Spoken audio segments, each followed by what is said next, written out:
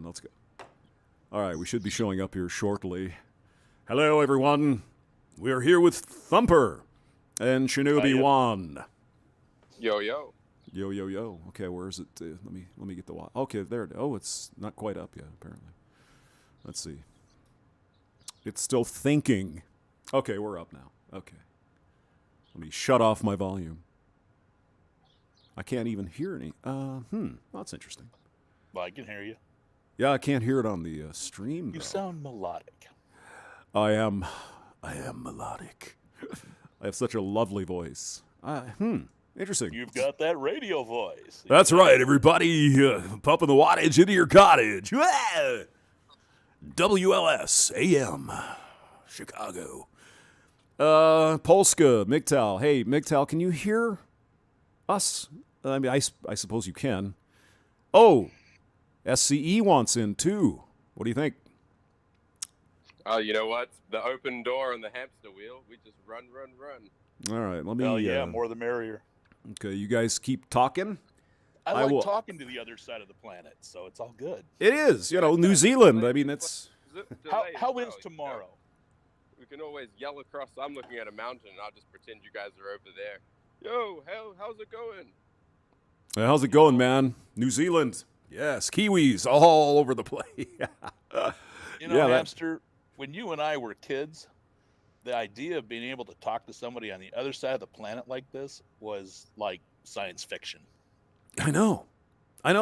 This is awesome. Depending on how old we are here, Shinobi, I think you're younger than we are, but it used to be you want to call long distance, and when you had the analog telephone, it'd be like all these little clicks and everything, and then to get overseas, it was always weird. It was, it was crazy. But it's crazy expensive connection that we have talking across this, the entire planet. I also had the dream of talking to the other call side long distance, and flying cars. and when you had the analog at least telephone. we got one of the two dreams. Yeah. Well, if you hit a large enough ramp at the right speed, you get the flying car. Briefly. Yeah.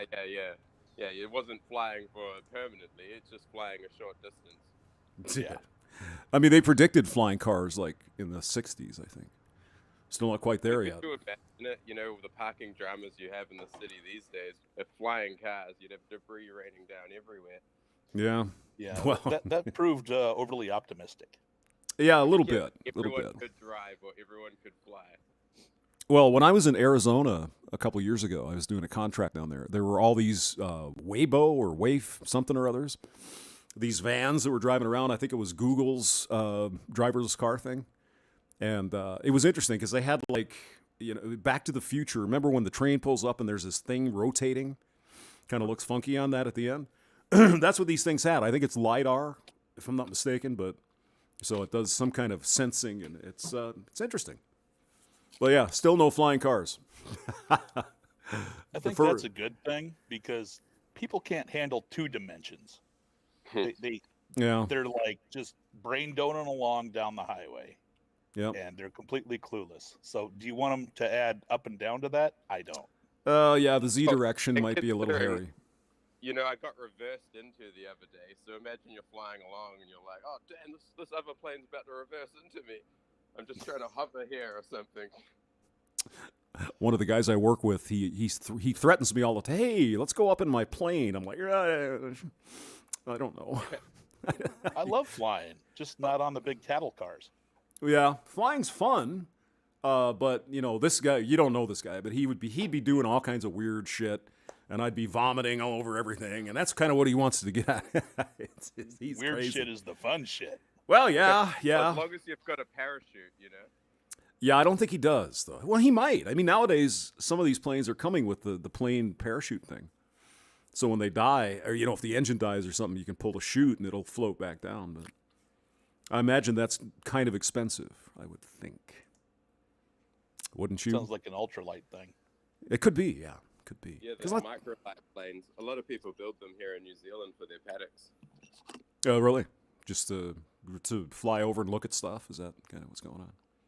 Yeah, get a little one-person flight around, no traffic. Yeah. I would like to try it. I'm a little scared of heights, though. I'm kind of a pussy. It's what's weird. quite funny? Oh, go ahead. You go. Thing is, how often do you hop in a commercial plane and feel scared? Like maybe quite a bit, maybe not so much. But like when I went skydiving, I felt really scared. The only difference was I actually had a parachute that worked on me. Yeah, I don't think I would ever do the skydiving thing. I'm too much of a chicken shit. Well, I'm sure it is, but I just remember this girl we were just talking about, the chick in the Navy from a long time ago. She, I think it was her 30th birthday. Somebody gave her older girl. a sky. Well, at the time I was 37, so she was younger. She was hot too, by the way. She's younger than me, and she's still an older girl. Well, yeah. But she got a skydiving thing for her birthday from some dude. I mean, she had plenty of dudes, trust me. And there's a video of her coming down and just vomiting everywhere. It was funny as hell. I mean, it's just spewing, and she hits the ground and just. I don't think she ever did that again. I never got to see the people that I went up skydiving with land, but I'm assuming a couple of them probably vomited. Because you're in this ratty old plane, like flying up and up and up, and they're like, think you're there, but then they go higher. And then the light goes green, and then you look around. Well, I looked around. Nobody wants to go first. And you're like, well, I guess that's me then. We've got to get the show on the road. Yeah, Bob Dylan says, I love flying. It's the crashing part I'm not too enthusiastic about. There are no crashes. They're all landings. And it's either a controlled landing or a less than controlled landing. Or what are the explosion ball of death landing? What do they call it? Controlled descent into terrain. Sometimes. Ugh. I've been watching this. God, what the hell is it? The Flight Channel or something, where they go through and they talk about plane crashes and various things and reasons and whys and all that stuff. Pretty interesting stuff, actually. Because I did a little bit of work with the aircraft, and man, those are complicated. Those are beasts. There's a lot of shit going on in one of those. It's amazing. Yeah, I thought it was fun. It is. I like planes. They're kind of cool. I'm completely over my plane thing now. Are you? Well, when you've been on every C5 and 141 in the Air Force inventory, you're just like, okay, I'm done. Especially with big gray ones. Did you jump out of airplanes a lot, did you? Not for the military. I pushed pallets onto them and got Oh, okay. Gotcha. But I did jump out of one a couple of times on my own. And it's weird because I go up in a plane, I'll jump out the back off the ramp, and it doesn't bother me at all. But you get me on the roof of my garage, and it just bugs the hell out of me.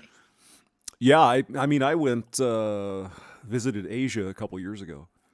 And we flew over on a 767, I believe, and came back on a 787, which was kind of fun. Haven't been on one of those. Oh, it's a beautiful plane. I mean, Boeing really did a hell of a job on the 787. Well, I mean, they've had a little trouble with this MAX thing, but I think they'll figure it out. But they usually do. I mean, they've done some really good work. They really have. And I tell this Boeing better than Lockheed. Well, I don't think Lockheed makes any planes anymore, or at least commercial. Military stuff. Yeah. I mean, Airbus is fine too. I mean, they're making their specialized military stuff, and Boeing and the other players. Yeah, I mean, the thing when you're doing this avionics crap, that kind of work, it by the time you install the shit in an actual plane, it's already obsolete. It takes that long. Because there's all the hurdles, the regulatory, the FAA, the military, and all that. So obviously you're flying people around in a plane, right? So you gotta do it right. And it's amazing how many. Well, I can't go into too many details, but let's see, Thumper. How did you get a friggin' wrench, Thumper? What the hell? What is this? You gave me one when you were drunk about 2 months ago. Oh yeah, that makes sense. Okay, I think SCE. You've asked me twice now how I got a wrench. Oh well, Doesn't remember each time. He's gonna remember the third question. He'll remember this time, I'm sure. I'll do a Jimmy Bones later. It's like, oh yes. All right, who? SCE is here. Hello. Unmute yourself, you bastard, you. Oh, I can mute you here. Ha! I didn't know that. That's cool. You can't unmute someone else. What do you mean? It's my frigging meeting. That's crazy. What's up, Success Pulls and Dividends? Yeah, I'm getting some echo on my end. Echo. What do you Echo, mean? echo. Is that a code word? Echo? It's Yeah, got- you can't listen to the stream. You got to just listen to the Echo chat. Charles. Echo Charles. Where's Jocko? I don't know. Yeah, I'm getting a bit of chicken on the end of my stream.